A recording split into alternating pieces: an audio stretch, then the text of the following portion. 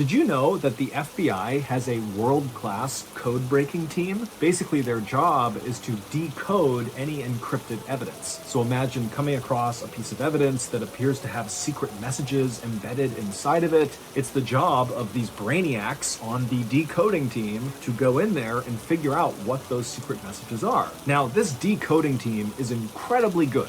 But periodically, they do run into riddles, if you will, that are just way too difficult and they can't figure them out. And when this happens, they will often appeal to the public and say, hey, anyone out there, if you can solve this riddle, let us know. And so today's story will involve one of those types of impossible riddles. And if you stay till the end of the video, you'll actually see the mystifying evidence. And I'll show you where you need to go online to literally help the FBI solve this riddle. But before we get into that story, if you're a fan of the strange, dark, and mysterious delivered in story format, then you've come to the right place because that's all we do, and we upload once a week. So, if that's of interest to you, the next time the like button takes their full kitchen trash bag out to go out to the dumpster, immediately throw an open container of clam chowder into their empty can before they can come back and put a new bag in. Also, please subscribe to our channel and turn on all notifications so you don't miss any of our weekly uploads. Okay, let's get into today's story.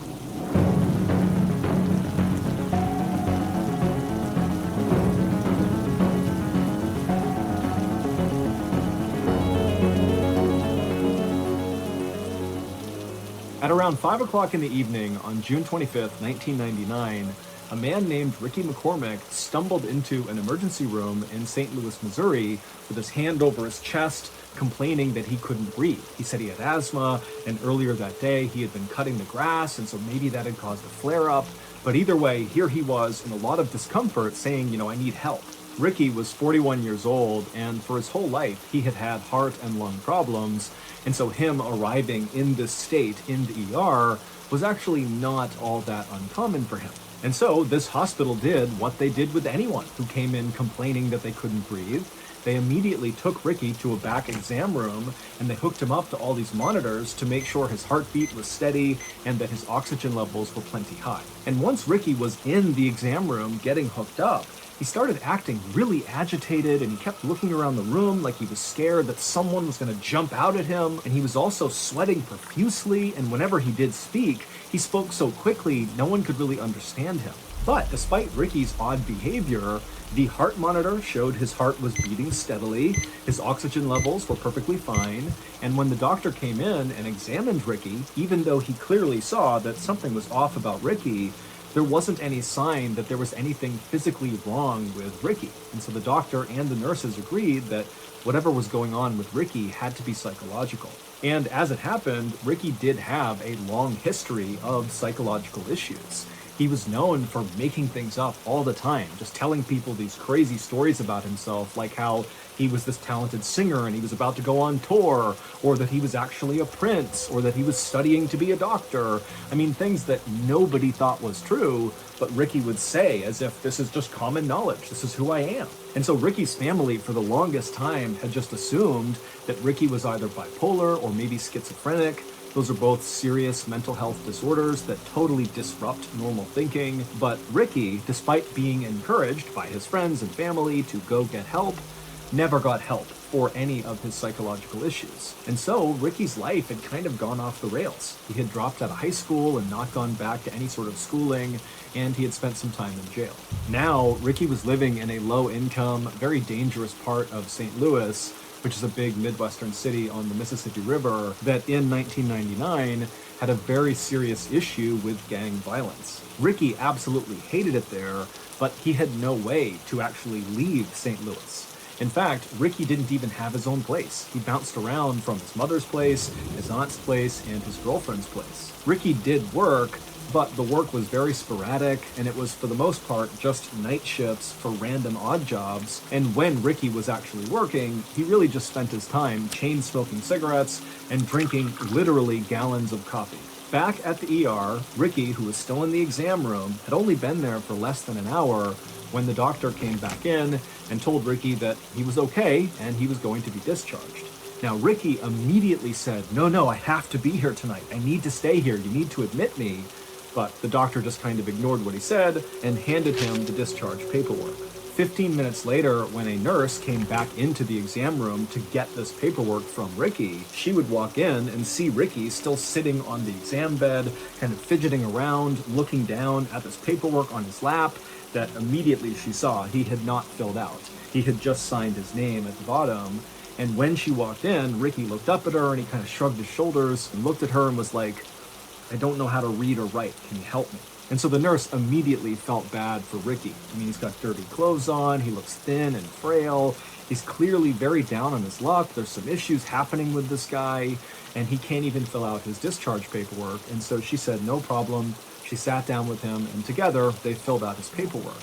And then afterwards, when she walked him out of the exam room back to the front of the hospital, Ricky turned to her and said, instead of going home, can you just let me stay here in the lobby just for tonight? And this nurse, who knew she was not allowed to do this, she looked around and saw it was not a busy night there. And so she said, okay, as long as you don't bother anyone, you can stay here. And so Ricky thanked her repeatedly and then walked over to the corner, kind of far away from the front desk and far away from the front door. And he sat down and folded his arms, and then he just stared at the front door. And so this nurse assumed that Ricky actually must be homeless, especially based on, how he came in and how he was acting. And so she figured, he needs a place that's warm to stay tonight. And so the nurse went back to her station, and over the course of the next several hours, she would periodically look out into the lobby, expecting to see Ricky kind of curled up asleep in the corner. But every time she looked out there, Ricky was still sitting upright, arms folded, staring at the front door of the hospital as if he was expecting someone to come in at any moment and he needed to be ready. And so she thought this was unusual, but she decided not to intervene. She just let him sit there and do his thing. Later that morning at 11:30 a.m., when the nice nurse who had allowed Ricky to stay in the lobby was leaving her shift, another crew of nurses came in, and right away they noticed Ricky was just sitting in the corner for no apparent reason. And when they walked up to him to ask if he was okay, what are you doing here? What can we do for you? Ricky, instead of trying to talk to any of these nurses, just got up and walked out of the hospital. After leaving the hospital, Ricky walked to a nearby payphone and he called his girlfriend, Sandy. And when Sandy picked up the phone, she immediately recognized her boyfriend's very familiar voice, but she also picked up that he sounded really tired and kind of out of it. And so when she asked him, are you okay? What's going on? Ricky would tell her that he had just spent the night in the hospital. But he didn't clarify that he had spent the night in the lobby of the hospital, not admitted as a patient at the hospital. But to Sandy, it really didn't matter because already this was raising red flags for her, because this was actually the second time that Ricky had gone to the ER just that week. Just a few days earlier, Ricky had been released from a different hospital in St. Louis after telling doctors there that he had had these chest pains and he couldn't breathe.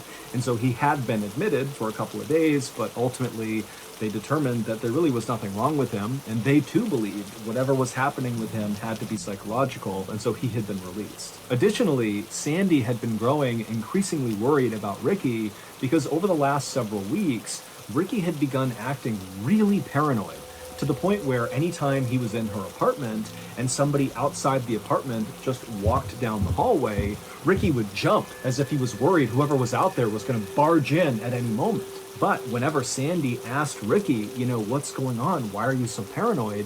He refused to elaborate. So, feeling very concerned about Ricky, on this phone call, Sandy would say to Ricky, please come to my apartment and let me take care of you. If you're not feeling well, I'll make you feel better. Just please come to my apartment right now. But Ricky said no, he did not want to go to Sandy's apartment.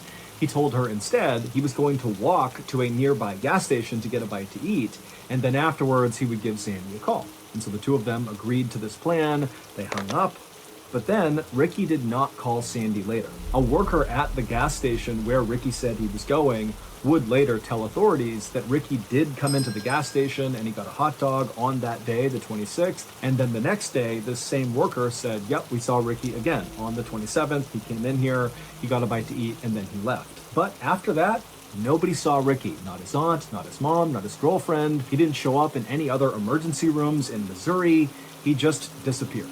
On June 30th, so 3 days after Ricky was last seen at this gas station, a woman was driving her car 20 miles north of St. Louis on this highway when she looked out into this cornfield that butted up against the highway, and she saw kind of in the middle of it was this dark shape that looked totally out of place. And so she was intrigued enough that she actually pulled over on the road. She got out and began walking into this cornfield to see what this thing was. And when she got up to this thing and saw what it was, she froze in horror, and then she screamed, turned around, and ran back to her car, and she flew to the nearest gas station. She grabbed a payphone and she called 911. When the police arrived at this cornfield, they too walked out towards this dark thing, and then finally they saw what this thing was that had scared this woman. It was a dead person who was lying face down. Their body was very badly decomposed, and in fact, their body was just kind of falling apart, like the fingers of this person's body had just kind of crumpled off of their hands. Now, based on what this person was wearing, they appeared to be male, but there was no way to tell how this person died or really how long they had been dead for. But despite the advanced decomposition, authorities were able to get a good fingerprint, and it would turn out that this body belonged to Ricky McCormick. The day after Ricky's body was found, the police would come out and say they were treating his death as a homicide. This area along this highway in this cornfield was actually a fairly common place for murderers to dump their victims, and it was very unlikely that Ricky had gotten there by himself. He didn't have a car. In fact, he didn't even have a driver's license. There was no public transportation that could have brought him to this spot. And if Ricky had decided to walk to this area for some reason, it was a solid 15 miles from where he lived and worked. Also, Ricky's body was way too decomposed relative to when he had last been seen alive, just 3 days earlier. And so there was a theory that perhaps he was killed somewhere else and then kept indoors in heat, and that had accelerated his decomposition, and then at some point whoever had killed him had moved his body and dumped it in this cornfield. And so on that first day of the homicide investigation, July 1st, the police put 18 detectives, so a ton of detectives, on this case, and they also appealed to the public to come forward if you had any information about what could have happened to Ricky McCormick. But just a day later, on July 2nd, the police came out and made an announcement that, after looking at all the evidence and looking at Ricky's body again, it did not appear, in fact, that he had been murdered, but instead he must have died of natural causes. This is a guy that had lung and heart problems, and so that is likely what killed him. Case closed. And so after this announcement, all of the evidence in Ricky's case was bundled up, put into storage, and people just kind of forgot about it. 6 months later, the Federal Bureau of Investigation, the FBI, got a tip that involved Ricky McCormick. They were working on a case in St. Louis, Missouri about this major drug dealer who apparently was ordering hits on his rivals, and a confidential informant came forward and told the FBI that this guy, Ricky McCormick, had gotten wrapped up with this major drug dealer. But they didn't really know what role Ricky was playing with this drug dealer. It was just kind of a rumor on the street that, Ricky was involved somehow. This did not make any sense to the FBI because they're thinking, why would this big-time drug dealer who really was a mover and shaker in St. Louis get involved with this guy, Ricky McCormick, who was obviously deeply mentally ill and borderline homeless? I mean, what role could Ricky play for this drug dealer?